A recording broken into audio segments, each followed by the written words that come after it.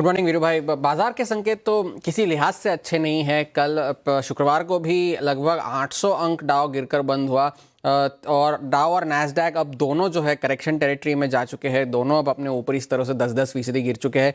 तेल की कीमतों में आज बढ़ोतरी इसलिए है क्योंकि यमन में जो हाउथी जो संगठन है वो अब इस युद्ध में शामिल हो चुके हैं और ये ईरान के समर्थित है, ईरान बैक्ड है।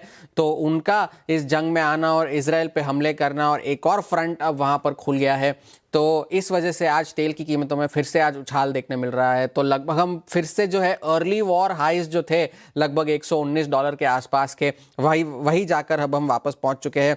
वहाँ पर मध्यस्थता की बात तो चल रही है, कई देशों के विदेश मंत्री इस वक्त पाकिस्तान में है, बातचीत चल रही है, लेकिन ना तो ईरान की तरफ से अब तक आधिकारिक तौर पर कोई बयान ये नहीं आया है कि वो बातचीत करने के लिए तैयार है। यूएस तो कहता रहा है, डोनाल्ड ट्रंप अभी भी कह रहे हैं कि बातचीत चल रही है, मगर वो ये नहीं कह रहे कि किसके साथ वो बातचीत कर रहे हैं। आज भी उनसे जब रिपोर्टर्स ने पूछा तो उन्होंने कहा कि भाई हमारी आज बातचीत अच्छी हुई, किसके साथ हुई वो उन्होंने नहीं कहा। फिर उन्होंने ये कहा कि भाई मेरा तो बड़ा मन है कि मैं जो खर्ग आइलैंड है वहाँ जाकर ईरान का सारा तेल ले लूँ, लेकिन अमेरिका के कुछ लोग ये कह रहे हैं कि आप ऐसा क्यों करना चाहते हैं, मेरा तो बड़ा मन है, बड़ा इरादा है मेरा। तो ग्राउंड ऑपरेशंस को लेकर के भी अब लगभग 3,500 सैनिक वहां पर पहुंच चुके हैं।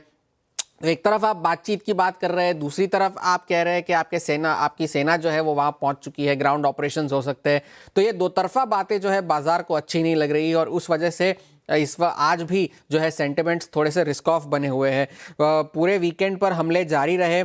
तेहरान में रिहायशी ठिकानों पर हमले हुए, तो जिसके जवाब में जो है इंडस्ट्रियल साइट्स पर ईरान ने हमले किए, एल्यूमिनियम कॉम्प्लेक्सेस पर हमले हुए हैं, सऊदी अरब के जो है प्रिंस सुल्तान एयरबेस पर हमले हुए हैं।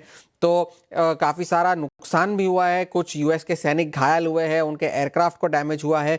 और कल ईरान के जो संसद के जो स्पीकर है गलीबाफ साहब, उन्होंने कल एक बयान में ये कहा, एक पोस्ट लिखा उन्होंने, एक्स पर चिट्ठी लिखी उनके देशवासियों को कि किसी भी लिहाज से ईरान जो है ना तो अपने परमाणु प्रोग्राम को लेकर कोई कॉम्प्रोमाइज़ करेगा, ना ही वो अपनी सॉवरेनिटी को लेकर कोई कॉम्प्रोमाइज़ होगी। और अगर उन्होंने किसी तरह की ये डिमांड रखी कि उनके जो है यूरेनियम एनरिचमेंट को रोका जाए, उस पर भी वो हामी भरने के लिए तैयार नहीं है, ये उन्होंने साफ साफ कहा।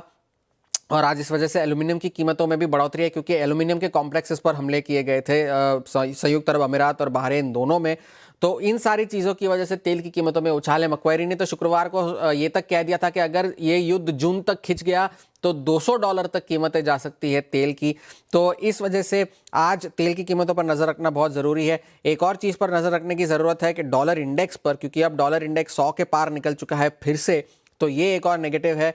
और बॉन्ड यील्ड्स जो है अभी भी 4.5% के आसपास बनी हुई है। ये एक छोटा हफ्ता वॉल स्ट्रीट के लिए भी है, लेकिन एक बहुत महत्वपूर्ण हफ्ता है क्योंकि शुक्रवार को छुट्टी होगी, उसके बावजूद शुक्रवार को जॉब्स रिपोर्ट रिलीज होनी है, तो उस पर नजर होगी। काफी सारा जो प्राइवेट पेरोल्स का डेटा है वो इस हफ्ते आएगा। आज शाम को जेरोम पावेल का एक बयान भी है, रिटेल सेल्स, मैन्युफैक्चरिंग PMI और सभी सारी चीजें इस हफ्ते रिपोर्ट होनी है। तो काफी सारा मैक्रो डेटा भी है, लेकिन सबसे दो बड़े मॉनिटरेबल्स अभी भी तेल, बॉन्ड यील्ड्स और डॉलर अभी भी ये बने हुए हैं।